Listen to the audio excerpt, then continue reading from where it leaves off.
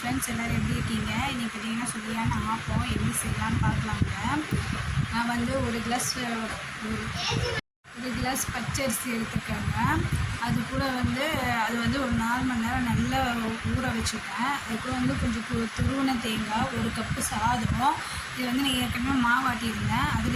அதிலே போட்டு அரைச்சிக்கலாம் அப்படின்னு சொல்லிட்டு அரைச்சிட்டேன். நல்லா அரிசி அரைஞ்சதுக்கப்புறமா அந்த துருவின தேங்காய் அதையும் போட்டு நல்லா அரைக்கணும். அது நல்லா அரைஞ்சதுக்கப்புறமா நம்ம எடுத்து வச்சுருக்கிற சாதத்தையும் போட்டு அரைக்கணுங்க. இது 3ம் வந்து நல்லா மைய அரைஞ்சி வரணும். நல்லா அரைஞ்சி வந்ததுக்கப்புறமா எடுத்து நம்ம புளிக்க வச்சிடணும். ஒரு 8 மணி நேரம் புளிக்க வச்சதுக்கப்புறமா இந்த மாதிரி தாங்க இருக்கும். இதில் வந்து சோட்டா மாவு அந்த மாதிரி எதுவுமே சேர்க்கல. உப்பு, கொஞ்சோண்டு சர்க்கரை அது மட்டும் தான் சேர்த்தேன். எல்லாம் சேர்த்து இந்த மாதிரி ஊற்றி கொஞ்சமாக இந்த சைடு அந்த சைடு நம்மளை ஆட்டி எடுத்தோன்னா நல்லா சுவையான ஆப்பம் ரெடி ஆகிடுங்க. நான் இந்த ஆப்பத்து கூட வந்து வடைக்கறி வச்சு சர்வ் பண்ணேன். நல்லா டேஸ்டியாக இருந்துச்சு. நீங்களும் ட்ரை பண்ணி பாருங்கள்.